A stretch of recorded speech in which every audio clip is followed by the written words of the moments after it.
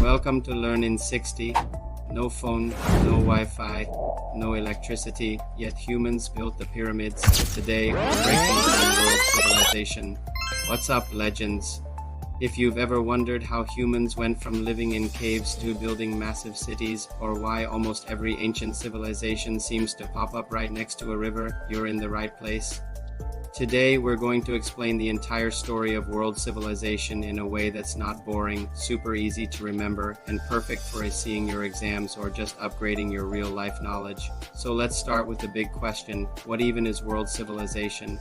Put simply, it's the story of how human societies developed over time.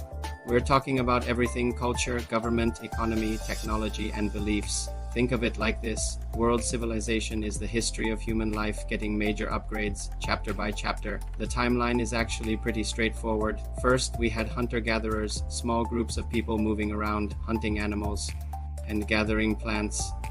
Then came the biggest game changer, farming. Once people learned to grow their own food, they started settling down in one place, creating farming communities. This led to cities, and with cities came the invention of writing. From there, we see the rise of giant empires connected by trade routes, which eventually evolved into the modern, globally connected world we live in today.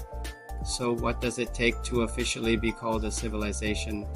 Historians have a checklist, and pretty much every civilization has these key features. First, you need permanent settlements, like towns and cities where people live year-round. Second, you need agriculture and a food surplus. This means growing more food than you immediately need, which frees up people to do other jobs besides farming. Third, you need a government and laws to keep everything organized and stop chaos from breaking out. Fourth, social classes emerge. Society gets structured with different groups of people like rulers, priests, soldiers, and farmers. Fifth, every civilization has some form of organized religion or belief system that helps explain the world and unites the people. Sixth is a writing system. This is crucial for keeping records, sharing knowledge, and running a complex society. And finally, number 7, technology and tools. This could be anything from inventing the wheel to building aqueducts. If that's a lot to remember, here's a super simple memory hack: farm plus rules plus writing equals civilization. If a society has those 3 things, you're looking at a civilization. Now for the fun part, let's meet the OGs, the earliest world civilizations. First up, Mesopotamian civilization, which grew between the Tigris and Euphrates rivers. These guys were trailblazers. They invented the first known system of writing, called cuneiform, and gave us one of the first written sets of laws, the Code of Hammurabi. They were basically the original trendsetters of civilization. Next, we sail down to ancient Egypt, powered by the incredible Nile River. When you think of Egypt, you probably think of the Great Pyramids and mummification. They had a powerful government led by pharaohs and a deep belief in the afterlife, which drove them to build those magnificent tombs. Then, over in South Asia, we have the Indus Valley civilization along the Indus River. What's amazing about them is how advanced their cities were. Archaeologists found carefully planned cities with sophisticated drainage and sewer systems. That's better plumbing than some places have today. They were also big on trade. And of course, we can't forget ancient Chinese civilization, which developed along the Yellow River. Their contributions changed the world forever. We're talking about inventions like paper, gunpowder, and the compass. Their society was also deeply shaped by philosophies like Confucianism, which emphasized respect, order, and family.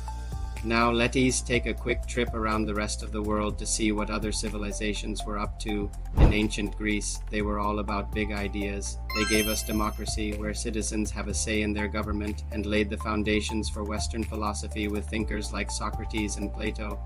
Then you have the Romans. If the Greeks were the thinkers, the Romans were the builders and the organizers. They built an enormous empire connected by incredible roads, created a legal system that still influences us today, and had one of the most powerful and disciplined militaries in history. Meanwhile, across the Atlantic in the Americas, amazing civilizations were flourishing. The Maya, the Aztec, and the Inca all built complex societies. They were masters of astronomy, developed unique forms of agriculture on challenging terrain, and constructed massive temple pyramids without the use of wheels or metal tools. And in Africa, south of Egypt, powerful kingdoms like the Kingdom of Kush and Great Zimbabwe thrived, known for their wealth, trade in gold and ivory, and impressive stone architecture. So with all these incredible achievements, why did some of these mighty civilizations fall? History shows us a pattern. Civilizations often rise because of strong leadership, new technology that gives them an edge, and profitable trade that brings in wealth and resources.